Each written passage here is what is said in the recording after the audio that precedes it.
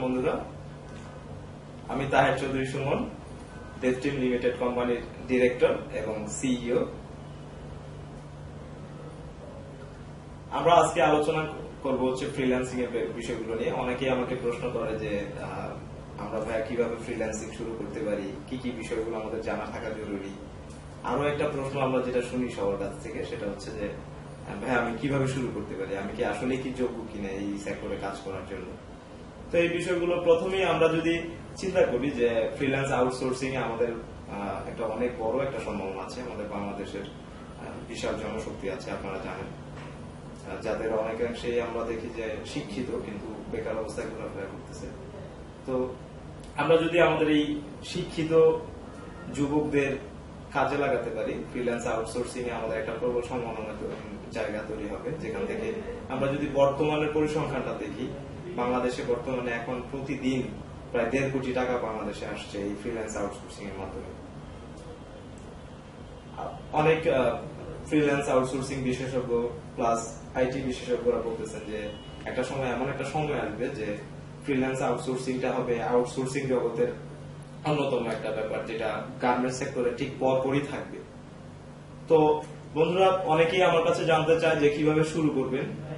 তো আমি তাদের একটা পরামর্শ দেই যে যখন আপনি শুরু করবেন, সেক্ষেত্রে ফ্রিল্যান্স আউটসোর্সিং শুরু করতে হলে আপনাদের যে যোগ্যতাগুলো প্রয়োজন, প্রথম অবস্থায় আপনাকে অবশ্যই ইংরেজিতে ভালো হইতে হবে। কারণ আপনি যদি ফ্রিল্যান্স আউটসোর্সিং এ কাজ করতে চান, সেক্ষেত্রে আপনাকে বাইরের দেশের ক্লায়েন্টদের হ্যান্ডেল করতে হবে। তো তারা আসলে ভিন্নভাষী, যেটাকে আমরা বলি যে ইন্টারন্যাশনাল ল্যাঙ্গুয়েজ ইউজ করে তারা। তো সেক্ষেত্রে ইংরেজিতে পারদর্শী হওয়া জরুরি। এছাড়াও আপনার কম্পিউটার পরিচালনার ব্যাপারগুলো খুবই ইম্পর্টেন্ট। সাথে রয়েছে আপনার ব্রাউজিং এর বিষয়গুলো, যে আপনি যদি খুব ভালো ব্রাউজিং করতে পারেন, সেক্ষেত্রে দেখা গেছে যে নেট থেকেই বিভিন্ন বিষয়গুলো আপনি জেনে নিতে পারেন। পাশাপাশি আপনাকে অবশ্যই প্রচুর পরিমাণে ধৈর্য থাকতে হবে। এই সেক্টরে কাজ করতে হলে অনেক ছেলেপেলেকে আমি দেখেছি যারা একটা সময় হতাশ হয়ে গিয়ে কাজ ছেড়ে দেয়, কাজ না পেয়ে অনেক সময় এরকম হয়। তো সেই জন্য ধৈর্য থাকাটা আসলে খুবই ইম্পর্টেন্ট এই জায়গাগুলোতে।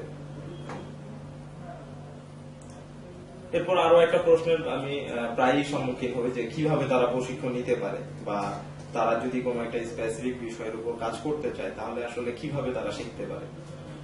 তো এটা আসলে খুবই গুরুত্বপূর্ণ একটা বিষয়। আপনার সবকিছুই আছে, আপনার ইংরেজি দক্ষতা আছে, আপনার কম্পিউটার প্লাস নেট ব্রাউজিং এর যোগ্যতা আছে, প্লাস সবকিছু আছে। কিন্তু যদি আপনার কোন একটা বিষয়ের উপর ভাস্ট নলেজ না থাকে, যে সেক্টর গুলোতে আসলে অনলাইন প্ল্যাটফর্ম গুলোতে কাজ পাওয়া যায়, সেগুলোতে যদি আপনার কাজের যোগ্যতা না থাকে এবং ওগুলোতে যদি আপনি ওগুলোর ফিল গুলো যদি রিকোয়ারমেন্ট গুলো ফুলফিল করতে না পারেন, সেক্ষেত্রে কিন্তু অনেক সময়ই দেখা গেছে যে আপনার ঝরে পড়ার হারটা বেড়ে যায়। তো শুরুতে ফ্রিল্যান্স আউটসোর্সিং এ যারা আসতে চান, তাদের জন্য আমার পরামর্শ হচ্ছে আপনারা যে কোনো একটা ফিল্ডকে বাছাই করবেন। ফিল্ডকে বাছাই করে সেই বিষয়টা শেখার চেষ্টা করবেন। তো শেখার চেষ্টা করার কথাটাই আমরা পরে যাই। প্রথম যে বিষয়টা আসে সেটা হচ্ছে আপনার কিভাবে মানে পছন্দ করবেন, কোন বিষয়টাতে আপনি আসলে পরিপক্ক। আমাকে কেউ বলতেছে যে আমি এসইও শিখলে ভালো হবে, তো আমি দৌড়ে এসইও শেখার প্রতি চলে গেলাম। আবার কেউ একজন আমার গ্রাফিক্স, আমার এক বড় ভাই গ্রাফিক ডিজাইন ভালো পারে, উনি আমাকে বলতেছেন যে আমি গ্রাফিক ডিজাইন করব। কিন্তু আসলে কি এভাবে আসলে হয়? আপনি আপনার ফ্রিল্যান্স আউটসোর্সিং করার জন্য যে ক্যারিয়ারটা বাছাই করবেন, এভাবে যদি চিন্তা করেন, আপনি কখনোই কিন্তু একটা ভালো জায়গায় পৌঁছাতে পারবেন না। এমনটা হবে যে আপনি আপনার 2-1 বছর পর এমন হইতে পারে যে আপনার ফ্রেন্ড যেটা আপনাকে সাজেস্ট করলো, সেটা হয়তো আপনার ভালো লাগবে না সেই কাজটা করতে। তো এই জন্য আমি as a internet marketer plus outsourcing professional হিসেবে সবসময় যেটা সাজেস্ট করি, যে আপনার মনকে শোনার জন্য প্রত্যেকটা ফিল্ডকে আগে ভালো মতো জেনে নিয়ে আপনাকে শুনতে হবে যে আপনি আসলে কোন সেক্টরে আপনার আগ্রহটা খুব ভালো। আমাদের একটা বই আছে, আপনারা জানেন হয়তো, ফ্রিল্যান্স ক্যারিয়ার নামে। এই ফ্রিল্যান্স ক্যারিয়ার বইটা যদি আপনি পড়েন, তাহলে প্রত্যেকটা ফিল্ড, অনলাইনে যে ফিল্ড গুলোতে কাজ পাওয়া যায়, মার্কেট প্লেস গুলো প্লাস বিভিন্ন সোর্স থেকে, সেই বিষয়গুলো জানানো আছে। আপনি যদি ওই বইটা পড়েন, তাহলে প্রত্যেকটা ফিল্ডের ভবিষ্যৎ ট্রেন্ড কি, প্লাস এটার আসলে আপনার ক্যারিয়ারটা কেমন হবে, সেই বিষয়গুলো আপনি জানতে পারবেন।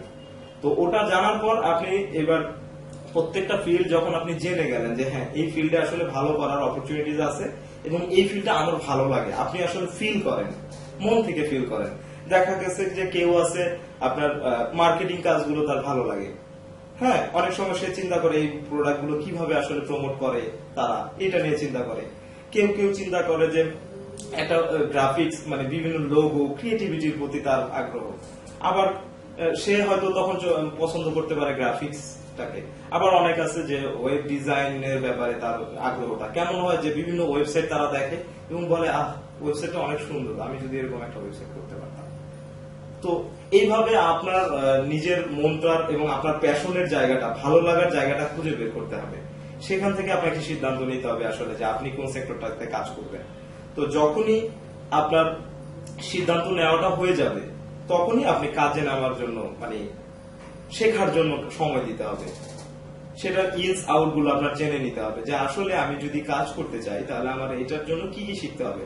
তো এটার জন্য আমি প্রথমে যেটা রেকমেন্ড করি, আপনারা ফ্রিল্যান্স মার্কেট প্লেস গুলো যাচাই করে নিতে পারেন যে আসলে কি ধরনের কাজগুলো ওখানে দেয়। যেমন আপনি যদি গ্রাফিক্সেরই কাজ করতে চান তাহলে সেক্ষেত্রে আপনাকে এই বিভিন্ন জব পোস্ট গুলো দেখে নিতে হবে যে তারা আসলে কি ধরনের জব পোস্ট রিকোয়ারমেন্ট গুলো চায়।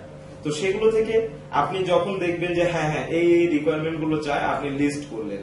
লিস্ট করার পর এবার আপনার কাজ হচ্ছে যে অনলাইনে হিউজ রিসোর্স আছে, হিউজ ফ্রি রিসোর্স আছে, ওপেন সোর্স রিসোর্স আছে, যেগুলো থেকে আপনি নিজেই আসলে ডাটাগুলো কালেক্ট করে আপনি পড়াশোনা করতে পারেন। তো অ্যাজ এ বিগিনার হিসেবে আপনার কিন্তু কোনো আউটলাইন নাই।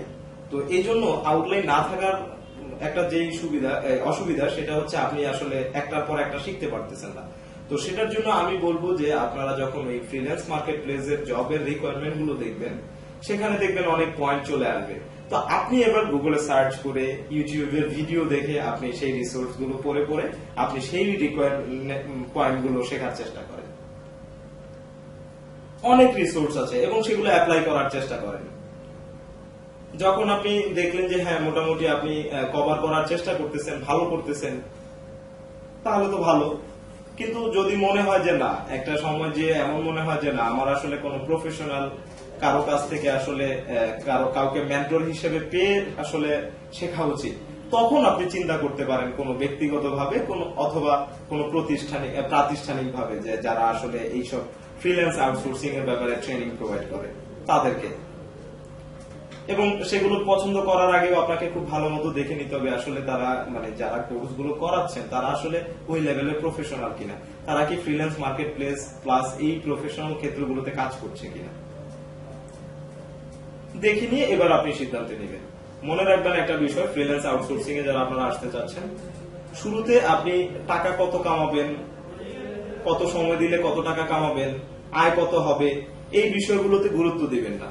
মনে রাখবেন যে ফ্রিল্যান্স আউটসোর্সিং পেশাতে যদি আপনি আসতে চান তাহলে আপনার এখানে হিউজ কাজের অপরচুনিটিস আছে এবং আপনার কর্মদক্ষতা, অভিজ্ঞতা এবং আপনার কাজের সময় দেওয়ার পেছনের উপর ডিপেন্ড করে আপনার আয়টা নির্ভর করবে। তো শুরুর প্রথম 6 থেকে 1 বছর আপনাকে চিন্তা করতে হবে যে আপনি যেন এই সেক্টরগুলোতে আগে ভালো মতো ওই সেক্টরের কাজগুলো শিখে নেন। যখন আপনার কাজগুলো শেখা হয়ে যাবে তখনই আপনি আসলে কাজে নেমে পড়বেন। তো যাই হোক বন্ধুরা, আপনাদের ফ্রিল্যান্স আউটসোর্সিং এর ক্যারিয়ার অনেক ভালো হোক, আপনারা ভালোভাবে এই সেক্টরে আসেন সেই দোয়া করি। শুভ সন্ধ্যা, ধন্যবাদ।